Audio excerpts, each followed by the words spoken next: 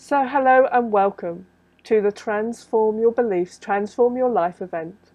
My name's Sharon King and it's my great honour to introduce to you today Immanuel Legomsky, all the way from Israel. Immanuel is an EFT and Matrix Reimprinting trainer, but he also specialises with working with people to help them overcome and transform their experience of war and PTSD. So Immanuel, welcome. Nice to be with you, Sharon. I understand that you have been training and facilitating EFT and Matrix Reimprinting for many years and direct a non-profit PTSD trauma care organisation in Israel that is mainly using EFT and Matrix Reimprinting. Yeah, that's correct. Israel Trauma Care is primarily based with EFT and Matrix Reimprinting.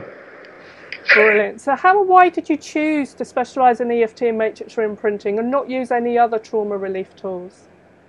Well, my history in the field really starts in the mid-90s, and my first field was EEG brainwave biofeedback. In '96, I learned EFT at a conference, and by '98, NLP master trainers in Florida helped me develop my own model for what I call model cities with post-traumatic stress syndrome to look at urban city areas as a whole area and be able to train the population and network it to prevent and to remediate or help traumas. And I'm also an NLP trainer as well. So I realized that the cognitive talking forms of therapy didn't work so well for traumas. So I began looking mainly at somatic and body-based methods. And by 2002, I had pretty much surveyed what was there and came back to EFT as the main tool. And since then, I've been very strong in EFT. I'm a trainer of trainers. Karl and I met, the founder of Matrix, Karl Dawson, I met in 2004 or 5 in Manchester and at the EFT Masters training in Europe. And it's just really results-based. What I've seen all the way along is not just that EFT as a pointed technique for dealing with, missile traumas or any kind of, violence or traumatic dreams or traumatic events, but what Karl Dawson has merited to develop using Matrix Reimprinting is really an exponential, not a linear development. It's far more advanced than EFT. It's using and based on EFT, but it's really a different entity in its capabilities. And when we use it for post-traumatic stress syndrome, it really suits its motto, which is rewrite your past, transform your future. Brilliant, thank you. So Israel is in the news right now because of the constant rocket attacks on the entire civilian population, and essentially you are at war. Can you tell us how you use EFT and Matrix Reimprinting in this drastic daily situation? Yeah, thanks.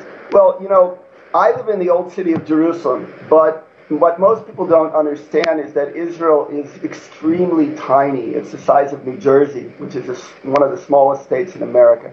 So we have had days now of just all over the country, sirens and, literally hundreds and hundreds of missiles. Fortunately, this system works, but the amount of traumas from the sirens as well as the actual missiles has been just a huge amount in the news relative to a normal situation. While it's generally handled in wartime by the paramedics and the Army-connected organizations, we have a very unique thing. We've gotten into the premier trauma center that is in the mental health system. So these are the PhDs that are at the top of the system. So right now we're focusing on giving them the tools so that in the future everyone in the system will have the tools, because one of the great advantages of our system of energy psychology, EFT and Matrix, is that these tools can be taught even to young children in a few hours, and they're pointed for specific traumatic events that if a person's able to prevent the onset of trauma or neutralize the traumatic event quickly, it just changes the whole reality, because you don't go into helplessness, or you realize that even in your own capability without a psychologist, you can quickly come back to yourself, have feeling in control, and you don't go into that deep trauma, which is life damaging. Brilliant. Thank you. Can you share with us one of the most prominent transformational stories that kind of sticks out in your mind? Thanks so much for asking, Sharon. You know, I could say a lot from our work in Israel. We are the only group that worked with the Malot Children's Massacre, which was 40 years ago. And we have a lot of stories from that. In fact, Karen Davidson, one of our colleagues, and Alina Frank, another colleague, came over, and we filmed 9 days of work in 2012. But I would choose to say something from Karl Dawson, because I think, especially with a new book, I think that we all have a tremendous gratitude and respect for Karl's integrity and for Karl's leadership.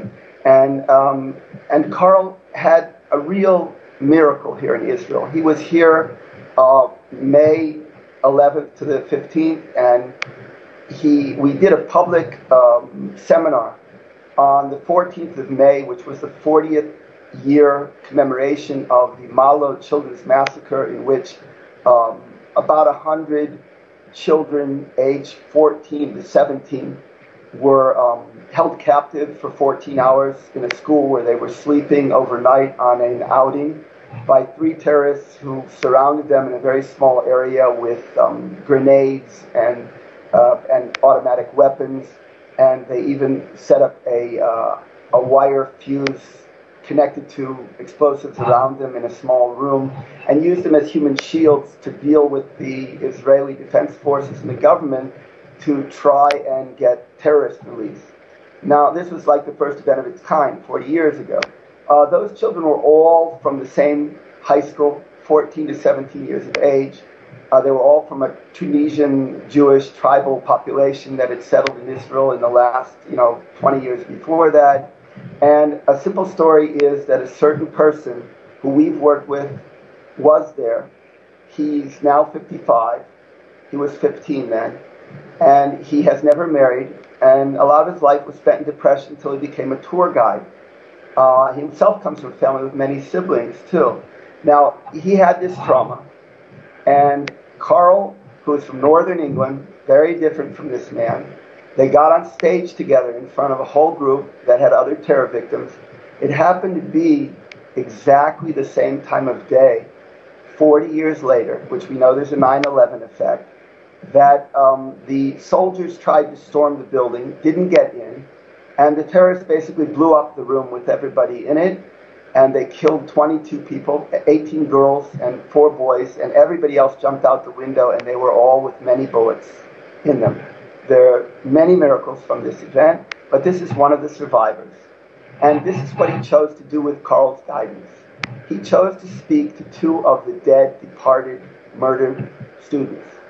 He spoke to a girl who was his age, and he said, and she's in the next world, and he said her name, and he said, I want to apologize because I spent days trying to convince you to come on this outing because I liked you. And other people spent days, and you said, no, you don't want to go. And I was so happy when at 5 in the morning we all gathered to go on the outing, and you were there. And you were the first one that was murdered. He got back from her with Karl's guidance that she said, it's all right. And you did the right thing, and I wanted to be there. And everyone got a sense that maybe this is why this person has never married. Because, people get shame and guilt and blame and the feeling that maybe I don't deserve to be married and have a family if the girl that I liked as a young teenager, I led her to her death. And of course I'm speculating about belief systems, but Karl himself has a major theory that whether it's true or not, that a person has a guiding belief that's underneath all their self-sabotaging behavior.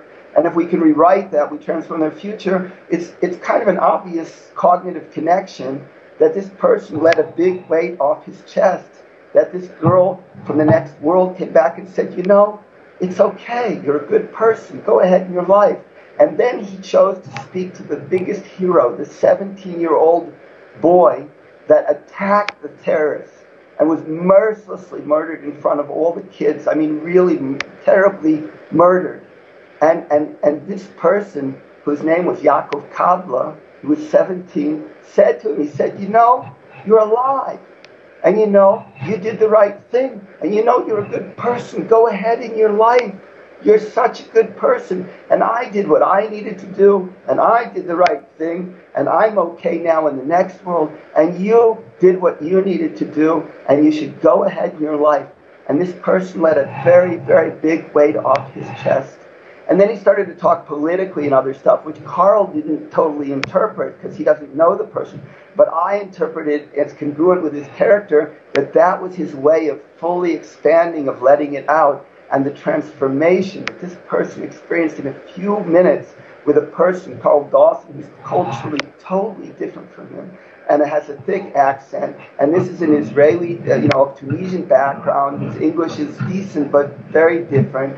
And they didn't even know each other so well. But in a few minutes, in front of a public stage being filmed, you saw a person who really, literally rewrote his entire past and transformed his entire future. You got the feeling, and I told other people who know him, try and find him a woman now, because he, I think, is ready to get married and have a serious relationship. And he's going ahead in his life. And this is the kind of things that we, you know, Sharon, and all of us know, we see on a daily basis. So I choose to tell this story because it's cultural differences. It's very people that don't know each other well. And that's what this stuff is made of. It's not just that it's not talking and it works, and you change things in your energetic level, in your feeling level, in the muscle level, and also all the cognitive stuff. But it's something, what we're doing, we feel so blessed because not only when we give a treatment or training, we feel that we progress in our lives, but we feel that we're building in other people's lives an ability to cross cultural, religious. And by the way, we reach out to Muslims in Israel, even though I'm a Jewish rabbi technically. It's not about that. It's about trying to save and improve our planet now. And that means that we need to first not feel helpless, to feel energetically congruent and strong. We need to know how to communicate well and to not let things get in the way like language and culture and religion, and to have a level of education that enables people to feel secure about what they believe and how they express themselves. And that only comes from energetically feeling in your body and in your mind and your soul that you're strong and you're not threatened by other people, belief systems, so on. And that, I think, is really the biggest way to tell you what Karl Dawson is doing, what Matrix Reimprinting is doing, and what emotional freedom techniques and all of the energy psychology modalities are doing. So I bless you and thank you for giving me this chance to just honestly speak about why I would say to anyone, if Karl Dawson has a book, take a look at it. But more than that, if you looked at the book, don't believe what we say. Go try it. It works. Thank you, Karl Dawson. And thank you to all my peers like Sharon. And we should be blessed to just be able to continue being emissaries loyal to what we're doing and have the resources to do what we're doing appropriately and properly. Hats off to Karl Dawson. Oh, I so love interviewing you. You're such an amazing guy. Thank you very much. I want to learn your birthing stuff, so. Oh, I want to come and teach it. Great. So I'll bring you if you want to come. Okay, I'll come. Great. All right, my darling. Thank you very much. Thank you, Sharon. Goodbye. Bye-bye. Bye-bye.